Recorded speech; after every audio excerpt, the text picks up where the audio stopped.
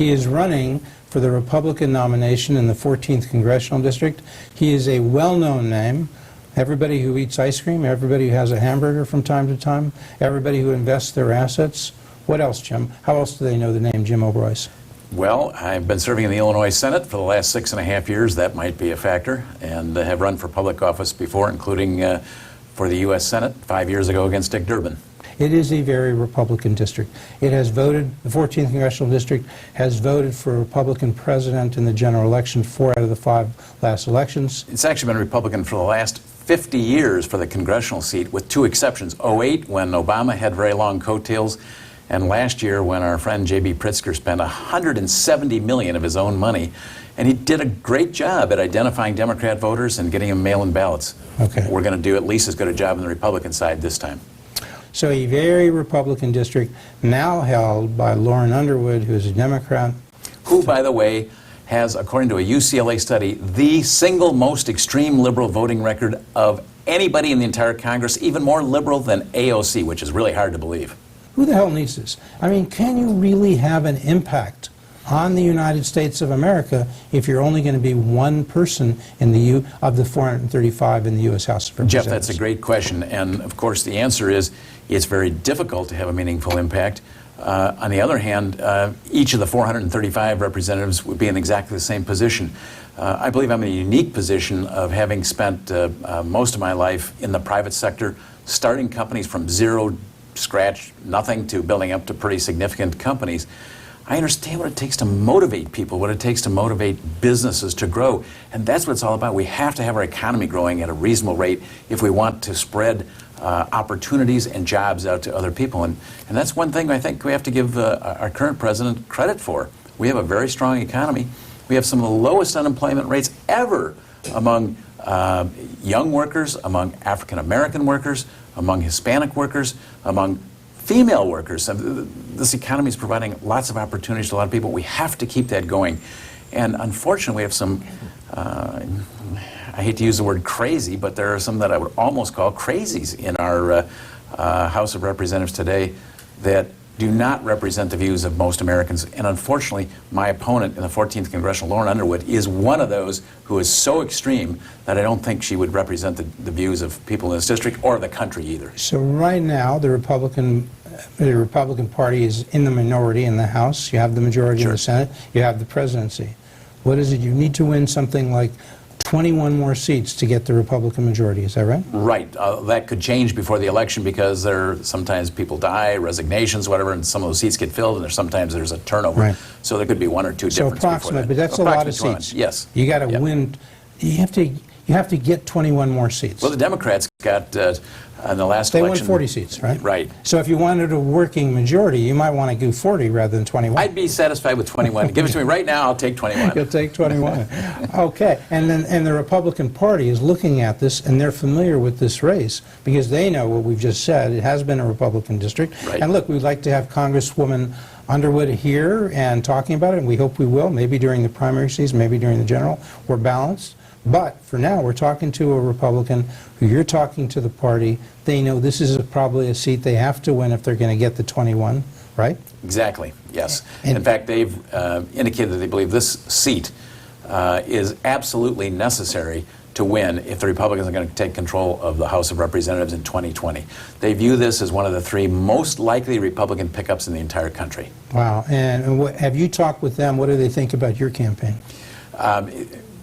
On the surface, they try to say that we're going to stay neutral until after the primary, and then we're going to help whoever wins the primary.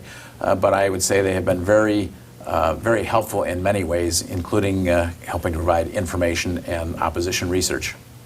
Okay, so... Which I'm sure is available to all the Republican candidates. Okay, and so you mentioned the growth issue. Because under Obama, he had a tough time. He was coming out of a major crash when he came in 2008. But what was the growth rate most of that time, even when it got better? Was it in the 1.5% to 2% range for GDP? Yes, there were some that were a little above 2%. Yeah. But remember, usually coming out of a recession, that's when you get the fastest economic growth. It's very unusual to have economic growth accelerating after 8 or 9 or 10 years of growth. That's almost unprecedented. So you said Trump's doing well. How's he doing on the growth rate?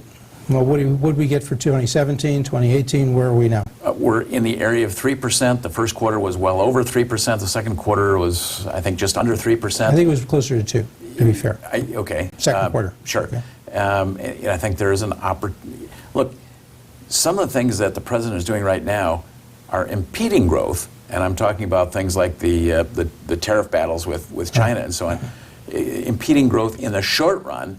And the only way I can describe it is taking a gamble, taking a risk that this will work out so that in the long run, the economy grows much faster and on a much more stable, basic, sound footing. So overall, Trumponomics, what is it? Do you agree with it? Do you agree with Trump? Give us a sense of that. Look, I made a number of proposals 12 or 14 or 16 years ago, including securing our borders, which unfortunately the newspapers like Chicago Tribune did not like my suggestions at that time, but also things like allowing the reimportation of American-made drugs from Canada to help bring down the prices. Because right now, and for the last 15 or 20 years, we've had a situation where Canadians buy our drugs at much lower prices than we do as citizens of the U.S. because we are paying for all the research and development costs. That's just unfair. If you allow the reimportation of those drugs, those two prices will stabilize. It means Canadians are going to pay more, Americans pay less, but they'll be more or less in balance with each other. He's also proposed allowing, as I did, competition among states for medical plans. Right now, if you're an insurance company providing a medical plan in Illinois, you can't sell the same plan in Indiana. That's crazy. There's no reason for that. That's inefficiency. That's government bureaucracy. That's the kind of stuff that will inhibit growth in the economy. So you're not a big believer in what many of the Democratic presidential primary candidates are talking about, Medicare for all? I think it's important that we have medical care available for all, but having one provider certainly is not the most effective way to do it. In fact, I think I'd mentioned before the show started that I just returned from Belfast, and we talked a lot about the British and Canadian medical care systems that some people think are great because it is a Medicare for all, if you want to call it that. But let me tell you, there are a lot of people there who are very unhappy with that. One of the people we were there with, the wife was there, the husband couldn't come because he just had an operation for a hip replacement. He had to go to the United States because they wanted 9 months waiting. Now, if you have to wait 9 months to get surgery, does that bring down your health care costs? Yes, it does. Why? Because some people die before then, or they go to another country where they can get those medical care. Okay. So your idea is to reform health care in the United States, yes, but not by making it socialistic, not by making it single payer, and by having competition. Did I get that right? Two things in particular that I think are critical: more competition and more transparencies. I believe that medical providers should provide a statement of what those medical deliveries cost, whether it's a hip replacement or a knee replacement. In fact, I filed legislation in the state of Illinois to require insurance companies to publish their average in-network cost for those elective surgeries, and, by the way, to allow people to go outside of network. If they want to shop and they find something lower cost, they could do that and save money, and they would get to keep half the savings, and the insurance company would keep half the savings. However, the insurance companies didn't like that because they lost control.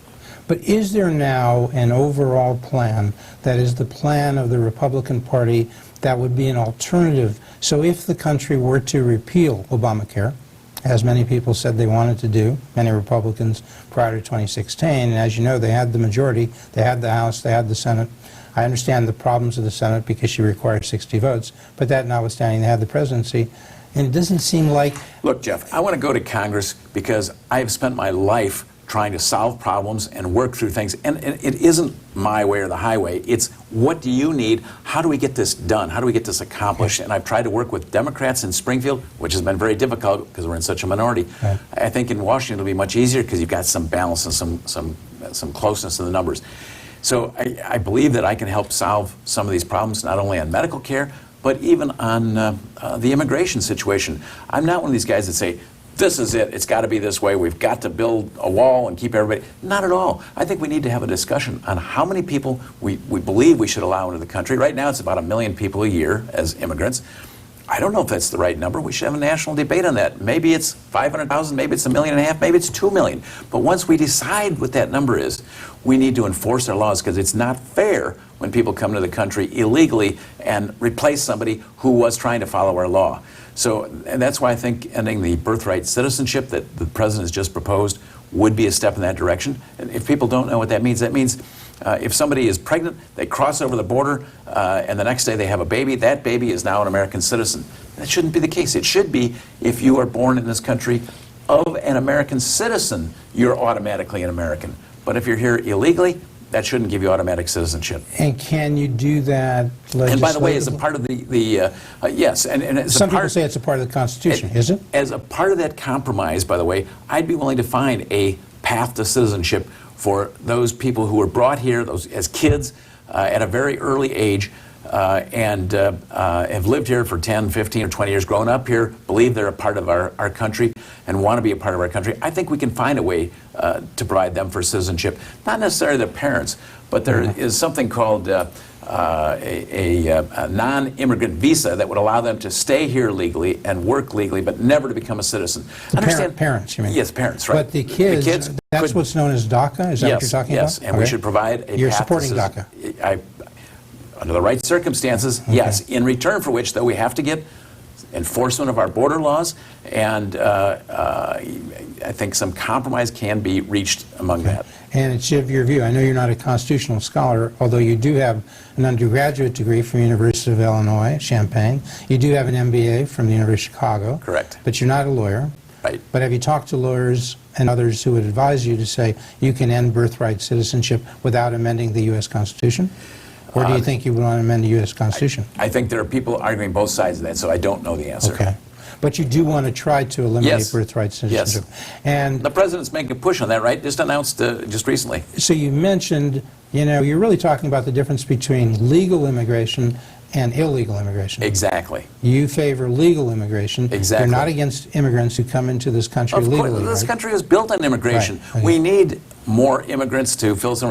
And by the way, I was just at a presentation by Apple Computer yesterday morning, and they have an incredible program working with kids, particularly in some lesser economic areas, let's say, with an iPad, and teaching them to be coders, to have the skills necessary to fill these jobs that we're going to need in the future. We're not going to need as many people on machinery lines because we have perhaps less requirement for people in that area. We're not going to have as many people building cars or running steel plants, but we are going to have an increasing need for people who understand how to code and how to create applications. That's the future of the country. And I was really impressed with some of the products that Apple was putting out there and working with kids in depressed neighborhoods to help them get those skills. Okay. So, you're talking about, well, I'm not going to, what's the word, unpack all of that. But let me focus for a second just on the immigration issue, because I think you might have said, or people have said, that legal immigration amounts to about 1 million people a year, Right. I think, in the U.S. right now. This is legally. People go through the procedures, they immigrate, they apply, they come in, they come across the border legally. But we had, a few months ago, maybe still, about 100,000 people at some point coming across our borders illegally. That's another 1 million people illegal immigration. And then we had a lot of concerns because people would be detained, and we didn't really have facilities to take care of people while that decision was being made if they were stopped. So we had all of this stuff about the United States engaging in inhumane treatment of these folks. Right. What's your thoughts? How do we fix that situation? Well, I think we're working on doing that, and we're making progress. Obviously, we want to treat the people with dignity and care, but I think there are steps being made now, working with Mexico to say, hey, and with Guatemala too, to say, look, don't allow all these people to come here if they're coming here illegally and they have no chance to become citizens. I think you have to make a difference, a distinction between true refugees and immigrants who are coming here because they want to be a part of our economic system. If somebody is really a refugee, where they're having to flee dangerous situations, they're worried about their life and things like that, that's very different than somebody who is coming to take advantage of the. So it's the asylum laws, and And I guess part of this, asylum laws that traditionally have said you can get asylum in the United States if you're running from political persecution. Now some people are saying, well, if you're afraid of gangs, if you're in poor conditions, and I'm not saying one way or the other, but Jeff, we need to clean that up as to what is our rule. The problem is they now have people who are teaching or training people who want to come to this country exactly the right things to say to try to be accepted based on refugee status, when in fact they are truly not refugees. So yeah, we don't want people gaming the system. Exactly. And we Well do need said. to have a Congress that's responsive. Somebody who goes to Washington, says, here's what we need to do, works with Democrats and Republicans, goes out to the hinterland, because you got to put pressure on some of these people to say, this is what the people want, right? Yeah, let's face facts, and people don't like to say this, but this is the truth. There has been what I might call an unholy alliance between business interests who are looking at immigrants as a form of cheap labor, and Democrats who are looking at large numbers of immigrants as future Democrat voters. In fact, and those two groups have worked together to try to prevent changes to the system. Some Republicans and some Democrats, is what you're saying. Exactly, some Republican businessmen are sort of gaming the system exactly, themselves, right. working with Democrats who are gaming their system. I think we need to really enforce E-Verify. I think we need to find companies that are taking advantage, paying lower wages, because you know when they take advantage of the system like that, they pay lower. Let's say you're a landscaper, and you can have illegal immigrants in there working for $6 an hour, and your neighbor down the street who's following our laws is paying $12 an hour. That's an unfair competitive advantage, and that's just fundamentally wrong. So recently, when we've had some of these raids by ICE, I think it might have been in Mississippi, maybe Arkansas, they were, I guess on one day, maybe arrested or detained 600 people, a large number let go on humanitarian grounds, but people, critics, many Democrats were saying, what about the CEO running that company? Was that business charged? If you were there, you would say they should be charged, is what you're saying. I'm a business guy, so I tend to look at it from the business standpoint first. Well, however, this is a case where I think they have been abusing the system. They should be fined, and if they do it a second time, fine a lot more, and if they continue to do it, there's even a potential for criminal prosecution for somebody who's intentionally trying to defraud the system. What should we do on the gun issue? Yeah, You might be aware that I've been working with Pastor Corey Brooks on the south side of Chicago to try to reduce violence. In fact, I even participated in a march on the city in that regard. And you're involved in Project Hood, which is somewhat related to that. I am involved in Project Hood, yes, exactly. And that's really, I think, one of the best answers long term. He's trying to build a community center to get the kids off the streets, out of gangs, and away from drugs. That's critical that we make some of that happen. When it comes to guns, what do we do? I have voted for some regulations increases. Well, a state senator in Springfield, and I voted against some others. Certainly background checks, certainly taking guns away from those who have mental difficulties. That's common sense. Getting rid of things like bump stocks, they have no place. We've already, machine guns are not legal, but bump stocks can convert a semi-automatic to an automatic. There's no place for that, no need for that. So I'm certainly in favor of legislation to restrict that. Are we using background checks as well as we could, or do we need more to fill in some of the gaps on background checks? President Trump said a few weeks ago we should do that. Now it seems like he's backed off. Where is Jim Oberweis? I think you have to look at the individual bills to understand that. I don't think, I don't have a magical answer of exactly the right thing to do. I also, some people think, gee, if we just could ban all guns, that would solve all our problems. Well, it wouldn't, because then law-abiding citizens wouldn't have any guns, but the criminals still would. They would find a way to get these guns illegally. Is the same concept applied to assault weapons? And by assault weapons, we mean things that are military-style, AK-47, AR-15. I know they're difficult to define, but these are things with large magazines, can dispense large numbers of bullets in a short amount of time. That's the general problem. Is there anything to be done there? I think that is a problem. I don't know that we need to have everybody equipped with an AK-47. Certainly you wouldn't use something like that for hunting. They might use it for target practice. I think there could be circumstances when that could be allowed, but there ought to be a much more complete background check and make sure that anybody who is going to have that type of weapon is carefully investigated first. And red flag laws, we have some of those in Illinois. You may be familiar with them. Are they sufficient to try to get at the problem where there's somebody putting up a red flag. You know, like the mom calls, as was the case in Dallas. Yep. My son Yes. has some guns. I'm not Yes. sure if he's mature enough to have them. And somehow that call went away. So somebody says red flag laws are when there's a person who has a gun, they shouldn't have a procedure to take it away. But another part of the red flag law is have a procedure when somebody calls the police, maybe we should incentivize they pay attention and follow up. Can that be done in a free society? It's difficult because you're going to always have to have the judgment of the individual policeman or whoever is taking that call to make a value judgment. But certainly, I would hope that any time a call like that comes in, those responsible for it would investigate it and try to make a reasonable decision. Okay, so one other social issue, and then we'll go on to the other stuff. Abortion. Where are you, pro-life, pro-choice, and how does that impact your role as a congressman? Look, I have always been pro-life. Some of the stuff now that Illinois is just passing is really disheartening, where, you know, a baby could be being born, and then you can say, okay, we're going to let the baby live or let the baby die. My own belief is, once you decide this fetus is a human being, then we need to protect that life. Now, I respect that other faiths, other people may have different beliefs.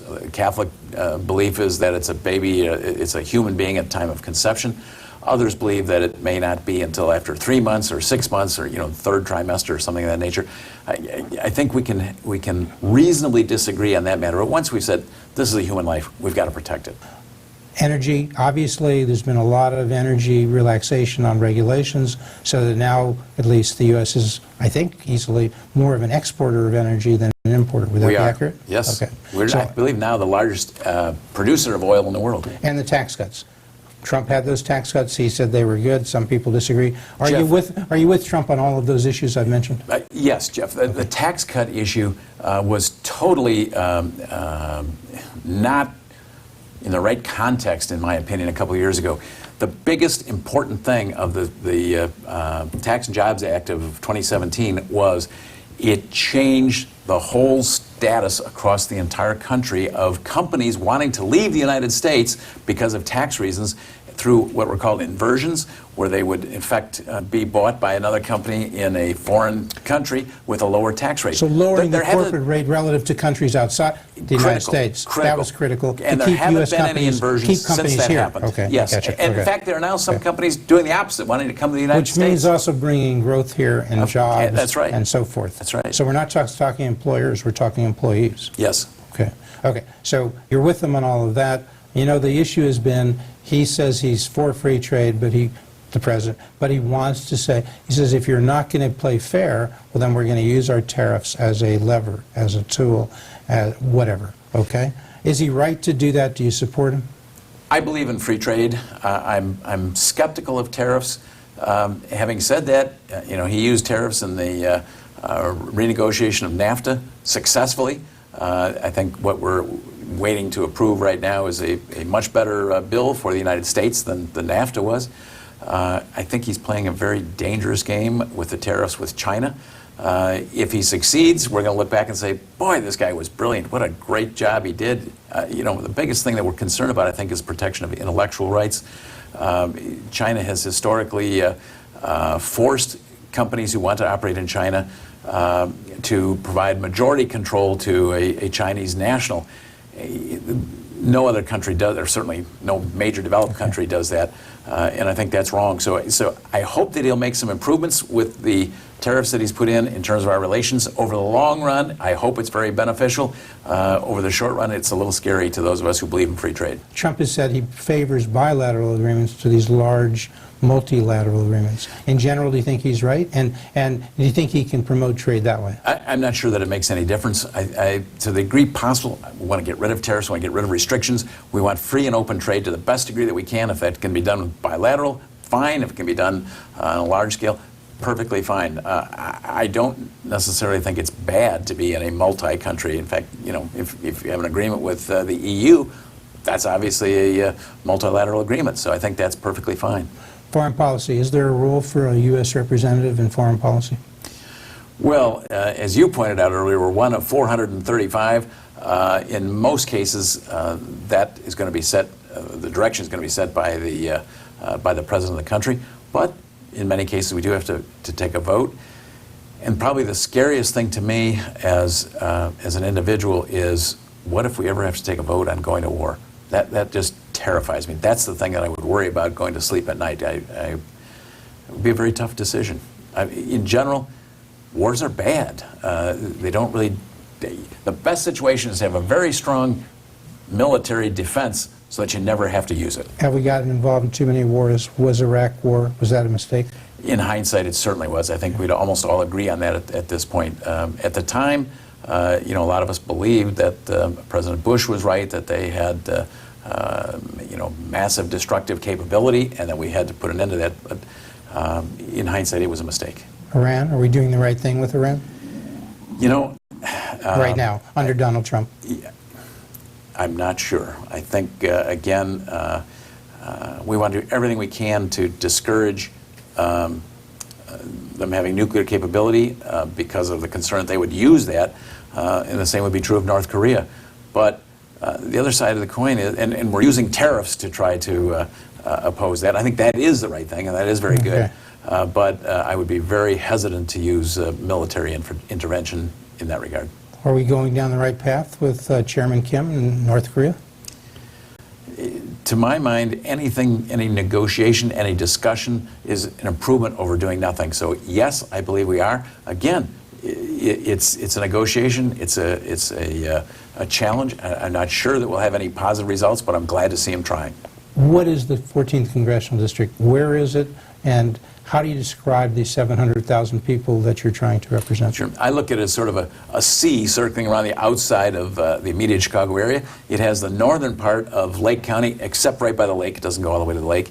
It has most of McHenry County, most of Kane County, a teeny bit of DeKalb County, primarily Sycamore.